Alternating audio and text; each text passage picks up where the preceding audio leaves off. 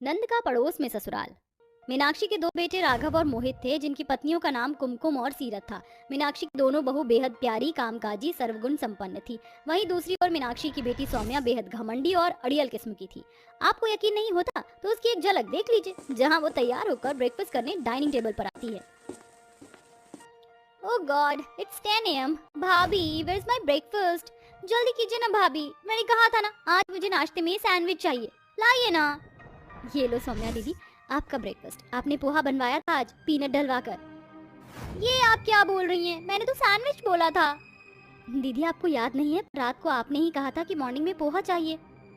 हाँ सौम्या, तूने ही तो बोला था, भूल गई क्या? हाँ मैंने कहा होगा, लेकिन अब मेरा ये बिल्कुल खाने का मन नहीं है। टाइम हो गया है, अगर आपसे सैंडविच नहीं बनाया जा रहा है तो ठीक है, मैं कॉलेज ही जा रही हूँ, बाय। अरे दीदी, अब थोड़ी देर रुकिए, मैं आपको बना कर दे देती हूँ। कोई जरूरत नहीं है, अब मैं जा रही हूँ। ऐसा कहकर सौम्या बैग लेकर निकल जाती है। रहने दे बहू, तुम लोगों ने इसकी सेवा कर करके इसे सर पर चढ़ा लिया, कुछ समझती ही नहीं है। रोज तो ऐसे करती है जैसे किसी महाराजा के घर पैदा हुई है, एक काम नहीं करती। पता नहीं कैसे करेगी शादी के बाद, आलसी निकम्मी। कोई बात नहीं माँ जी, एक ही तो ननद है। वहीं दूसरी ओर घर से बाहर आकर सौम्या अपना चुन्नी से मुंह कवर कर लेती है, जहाँ बाइक पर साहिल आकर कहता है, अरे जल्दी बैठो, अगर गली वालों या माँ ने देख लिया तो भौकाल हो जाएगा। बैठ रही हूँ, बनो मत। कॉलेज जाने से पहले मेरे साथ कैंटीन में ब्रेकफास्ट कर लो, मैंने खाना नहीं खाया। इसके बाद दोनों एक दूसरे के साथ ब्रेकफास्ट करते हैं। सौम्या अपने कॉलेज चली जाती है और साहिल अपने घर चला जाता है। दोनों का रिलेशनशिप कुछ सालों से चल रहा था। किसी के भी घर वालों को इस बात की भनक नहीं थी। सौम्या का मिजाज इतना खराब था कि वह अपने बीते दिनों में लव लेटर लिखकर छत से साहिल को फेंक कर देती थी, जो कि उसकी माँ कौशल्या के हाथों में भी पड़ा है। इसलिए कौशल्या को सौम्या कुछ खास पसंद नहीं थी। शाम को सौम्या कॉलेज से वापस आ जाती है। घर में घुसने से पहले एक बार इस पागल साहिल से बात कर लेती हूँ। आप जिस व्यक्ति को संपर्क कर रहे हैं वह अभी उपलब्ध नहीं है, कृपया कुछ समय बाद प्रयास करें। एक नंबर का घोचू है, पता नहीं इतनी देर से कॉल कर रही है, स्विच ऑफ क्यों आ रहा है। छत पर जाकर बताती हूँ इसे। घर में आते ही अपना बैग रखकर सौम्या छत पर जाकर बार बार कॉल करती है। खिड़की से उसे साहिल दिखता नहीं तो वो एक लेटर लिखकर पत्थर के सहारे छत पर फेंक देती है, जो कि कौशल्या के पाँव में लगती है। ये कैसा कागज है जो इतनी जोर की पैर में लगा है, जरा देखती हूँ। बाप रे बाप, बुढ़िया के हाथ लग गया ये लेटर, तो अब तो गई। अब तो यकीन हो जाएगा हम दोनों के बारे में। लेटर पढ़ने के बाद कौशल्या का शक यकीन में बदल जाता है। फिर साहिल को लेटर लेकर अपनी पड़ोसी मीनाक्षी के घर वो आती है और उसे सब कुछ बताती है। अब आप बता दीजिए क्या चाहते हैं, ये कब तक इनका लव लेटर का गेम चलेगा? आपकी लड़की की हरकत मुझे खास पसंद नहीं आ रही। मुझे अकेले मत डांटिए, आपका बेटा भी मुझसे प्यार करता है, वही मेरे पीछे पड़ा था। हम दोनों शादी करना चाहते हैं। हाँ माँ, हम शादी करना चाहते हैं। राघव भैया, मोहित भैया मान जाइए। वैसे भी पड़ोस में ही ससुराल है, आपकी बेटी को अच्छे से रखूंगा। बच्चों की बात मानकर दोनों की माँ इस रिश्ते को मंजूर कर देती हैं। फिर दोनों की शुभ मुहूर्त में धूमधाम से शादी हो जाती है, जहाँ विदाई के समय सौम्या रोती भी नहीं है। पागल, कम से कम नकली आंसू ही गरेले। पड़ोस में ससुराल है तो दांत दिखाती हुई जाएगी क्या? हाँ माँ, क्या रू, सामने से आप मुझे 24 घंटे देखोगी। आप खुश रहो दीदी, हमें और क्या चाहिए। इस तरह घमंडी आलसी सौम्या अपनी सास को खुश रखने के लिए कुछ दिन ससुराल में अच्छे से काम करके दिखाती है, लेकिन फिर गर्मी और उमस के कारण रसोई में खाना बनाते हुए कहती है, आज मेरी हिम्मत नहीं हो रही है खाना बनाने की, क्या करूं? सामने तो मेरा मायका है, क्यों ना अपनी मासूम भाभी से खाना बनवा के मंगवा लूं। तभी सास से छुप कर वो मायके आती है। भाभी, मेरी तबीयत खराब सी लग रही है, क्या शाम का खाना बनाकर दे दोगी? माँ जी को मत बताना दोनों, और ना ही माँ को, वरना वो चिढ़ जाएंगी। दीदी आप फिक्र मत कीजिए, आप आराम कर लीजिए, हम शाम को खाना बनाकर दे देंगे चुपके से। लो, मेरा काम तो हो गया। शाम को होते ही सीरत और कुमकुम अपनी नंद के लिए खाना बनाकर दे देती हैं, जिसे खाकर उसके ससुराल वाले कहते हैं, क्या बात है बहुरिया, आज तेरा खाना इतना अलग क्यों बना है? ऐसे लग रहा है तूने बनाया ही नहीं है। सौम्या, मुझे भी ऐसा ही लग रहा है, काफी बढ़िया खाना बनाया है आज। अरे वो अब मैंने मसाले थोड़े चेंज किए ना, इसीलिए अलग टेस्ट आ रहा है आज। अच्छा ला, और सब्जी दे।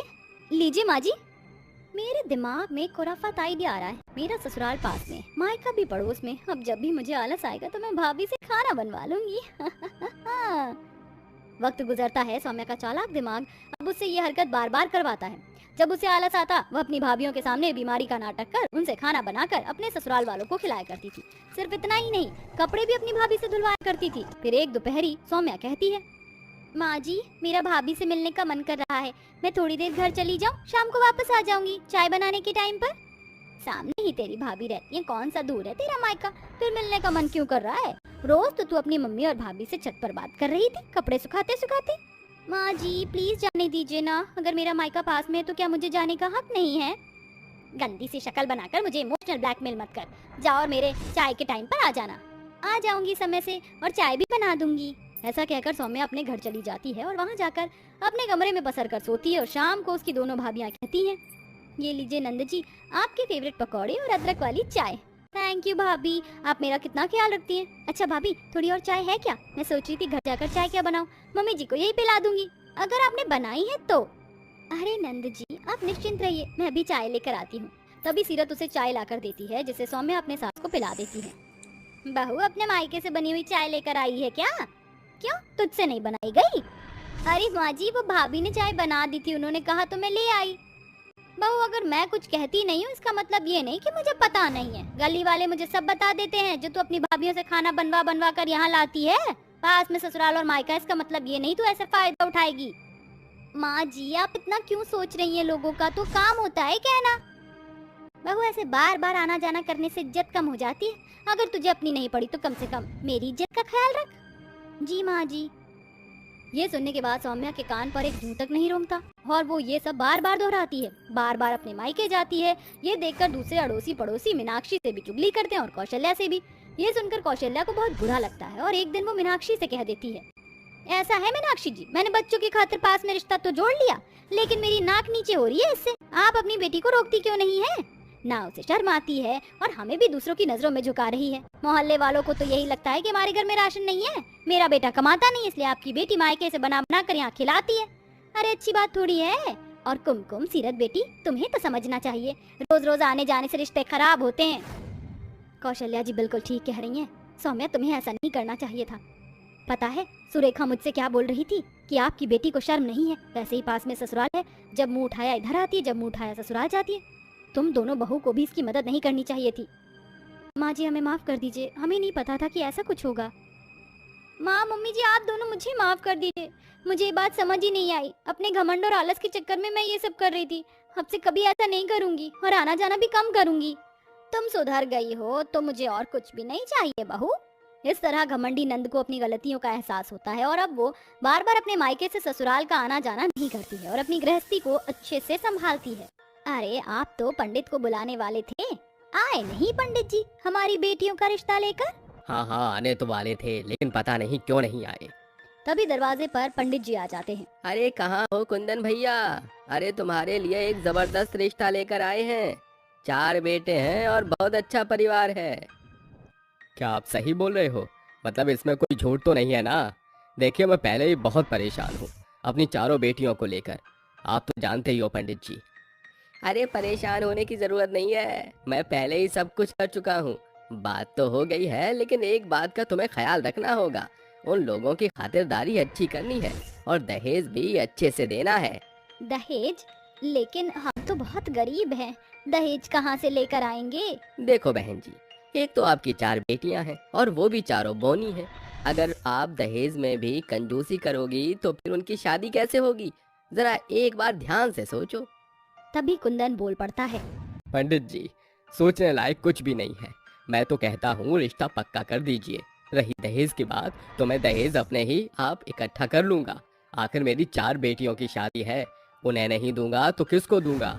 ये बात सुनकर शीला चुप रह जाती है और कुछ नहीं बोलती। पंडित के जाने के बाद शीला अपने पति कुंदन से कहती है, अजी आपने हाँ तो कर दिया, लेकिन दहेज कहाँ से लेकर आओगे? अब क्या इस घर को गिरवी रखोगे? हाँ वही करूँगा। अपनी बेटियों के लिए मुझे जो करना पड़ेगा मैं करूँगा। बस मैं अपनी बेटियों की शादी करवाना चाहता हूँ। कुंदन अपनी 4 बेटियों की शादी की तैयारियां शुरू कर देता है। इस बात से अनजान उसकी 4 बौनी बेटियां खुशी खुशी शादी करके अपने ससुराल पहुंच जाती हैं, जहां उन 4 बौनी बहनों का गृह प्रवेश होता है। आओ आओ अंदर आओ, तुम्हारा स्वागत है, इसे अपना ही घर समझो, आज से तुम इस घर की बहू हो। पार्वती गृह प्रवेश करके अपनी 4 बौनी बहुओं को घर के अंदर ले आती है, जहाँ उन चारों को देखते ही वहाँ खड़ी सभी औरतें बातें करने लगती हैं। अरे देखो तो सही, पार्वती की 4 बहू कितनी बौनी है। हे भगवान, इनके तो बच्चे भी बौने बौने होंगे, अब तो इनका पूरा वंश ही बौना हो जाएगा। मुझे तो ये सोच सोच कर ही हंसी आ रही है कि आने वाले टाइम पर इनका खानदान बौनी का खानदान हो जाएगा। हे भगवान, क्या सोचकर पार्वती बहन ने अपने बेटों की शादी इन 4 बौनी लड़कियों से करवाई है।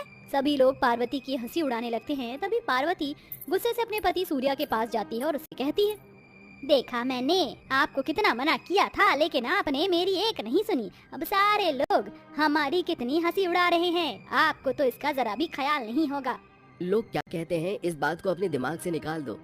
ये देखो कि कितने संस्कारी और समझदार बहू तुम्हारे घर पर आई है। किसी की हाइट मैटर नहीं करती, उसका दिल साफ होना चाहिए। ऐसा कहकर सूर्या अपने दोस्तों के साथ बात करने लगता है, जिसके बाद पार्वती परेशान होकर एक तरफ खड़ी हो जाती है। तभी उसकी बेटी निशा उसके पास आती है और कहती है, मुझे तो लगा था कि बौनी लड़कियों से शादी करवाइए तो शायद दहेज में कुछ ना कुछ तो खास मिलने ही वाला है, लेकिन यहाँ तो कुछ भी नहीं है। दहेज में ऐसा लग रहा है जैसे उन्होंने हमें भीख दी हो।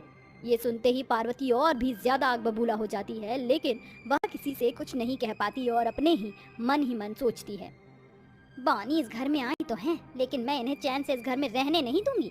इन्हें किसी ना किसी तरह इस घर से भगा दूंगी और बाद में अपनी मर्जी से अपनी पसंद की बहू लेकर आऊंगी।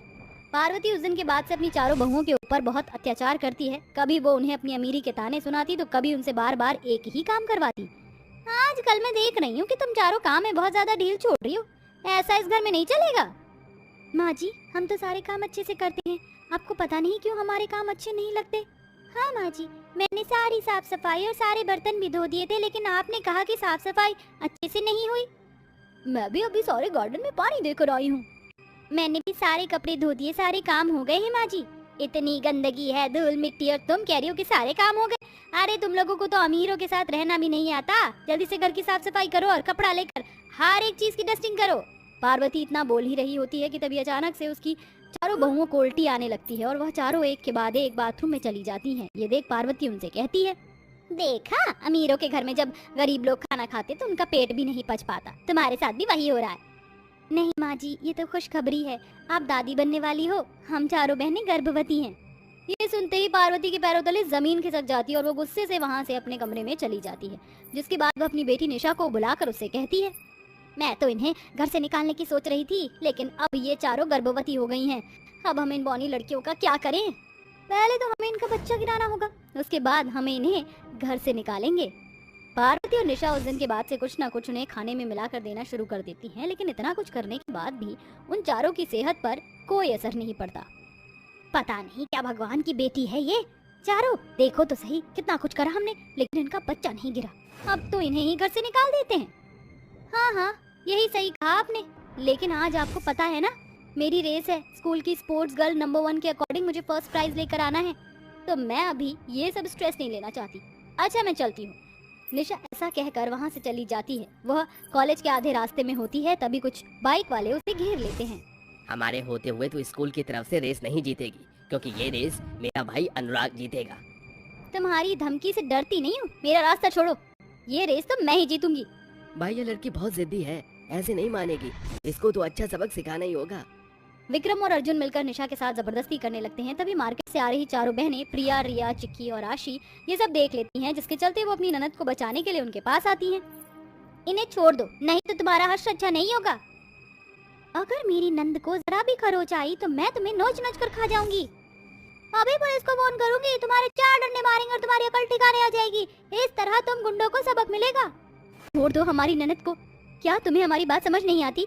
विक्रम और अर्जुन दोनों निशा की चारों बौनी भाभियों को देखकर जोर जोर से हंसने लगते हैं। देखो तो सही, पूरा बोना खानदान यहीं उठकर आ गया है। ये बोनी तो है, लेकिन अपनी हाइट से ऊपर बात कर रही है। ओ ले ले ले ले ले, जाओ जाकर अपने हाइट वाले लोगों से बात करो। तुम हमसे जीत नहीं पाओगी और हमें बोनी लड़कियों का और मजाक नहीं उड़वाना। जाओ जाओ, कहीं और जाकर उछल कूद करो। ये सुनते ही वह चारों बहुत ज्यादा गुस्से में आ जाती हैं, जिसके बाद वह चारों मिलकर विक्रम और अर्जुन को पकड़ लेती हैं और उनके ऊपर कुंग-फू कराटे शुरू कर देती हैं। देखते ही देखते वो चारों मिलकर उन दोनों की बहुत धुलाई करती हैं और उनकी नानी याद दिला देती हैं।